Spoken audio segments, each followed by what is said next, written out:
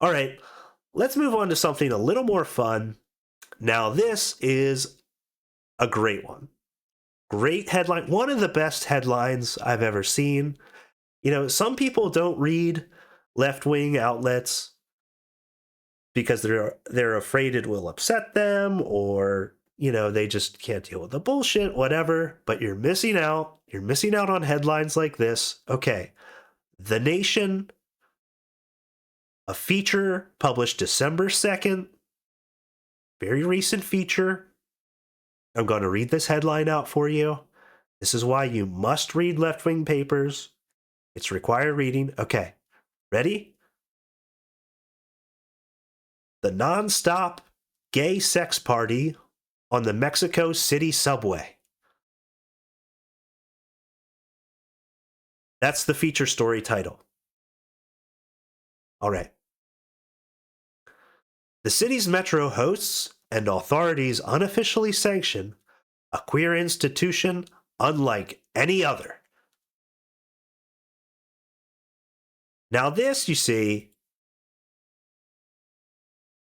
this isn't degenerate gay sex because gays are degenerate. No, no, no, no, no.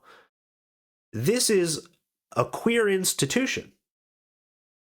Having public sex on the last car of a train in a major city, that's a queer institution.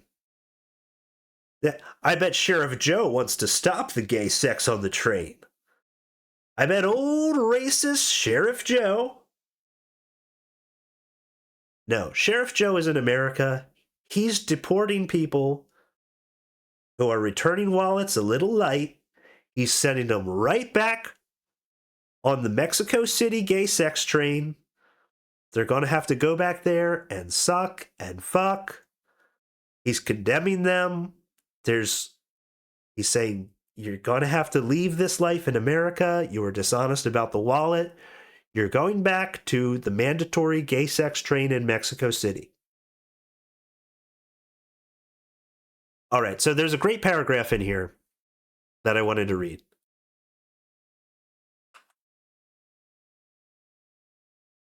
Okay, here we go. Here we go. This is a real paragraph in here. Real paragraph. Again, this is in The Nation. All right. Most cities do not recognize public sex as a human right, which Sheriff Joe does not recognize public sex as a human right. This is the same thing that commenter was doing, by the way. Amsterdam and Copenhagen are notable exceptions. So I didn't look up if this is true. I'm going to assume that it is true. Amsterdam and Copenhagen recognize public sex as a human right?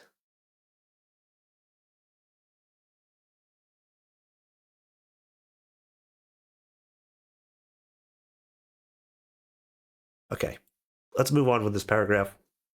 While Mexico City does not explicitly protect the activities of the Último Vagón, Spanish for last car, it does not forbid them either.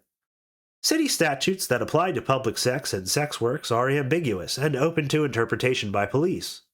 Specifically, it is not clear when or if regulations in the city's civil code actually apply to sex in the last car. Hector Dominguez Ruvalcaba, a scholar of queer Latin American culture at the University of Texas at Austin. Get him on Joe Rogan.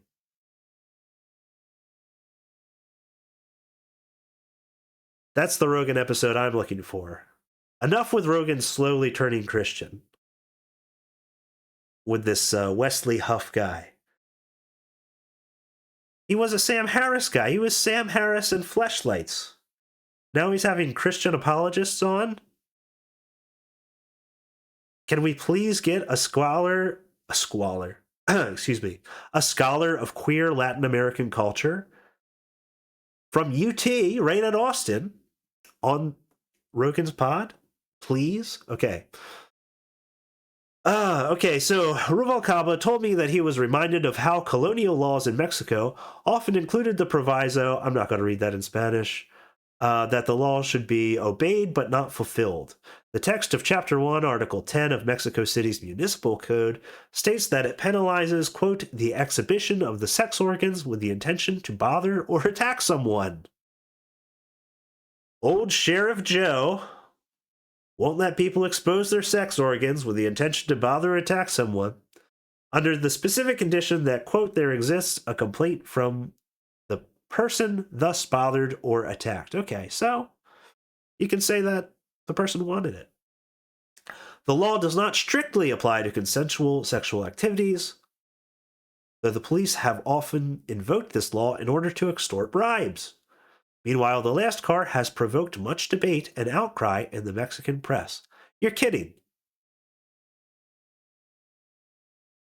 Some people don't like that in Mexico, which regularly laments this open secret. And now the institution, which some call a paradise and others consider a shame, may be facing a crackdown.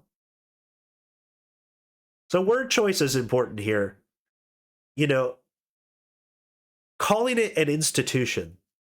This is why right-wing propaganda often sucks compared to left-wing propaganda. We just don't have the same quality control.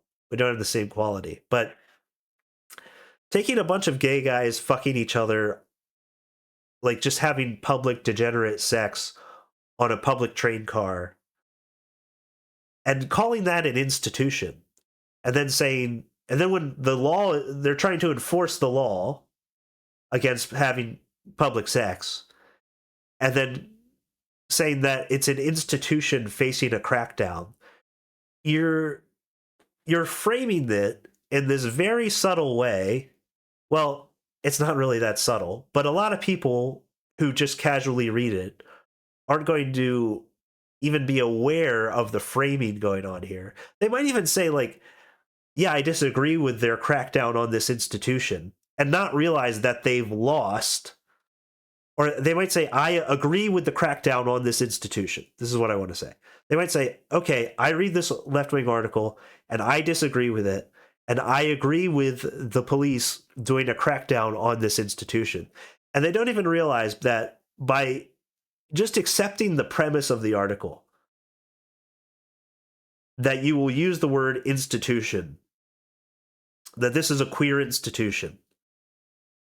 Just by accepting that premise and accepting their language and accepting the way that they talk about it, you've already lost.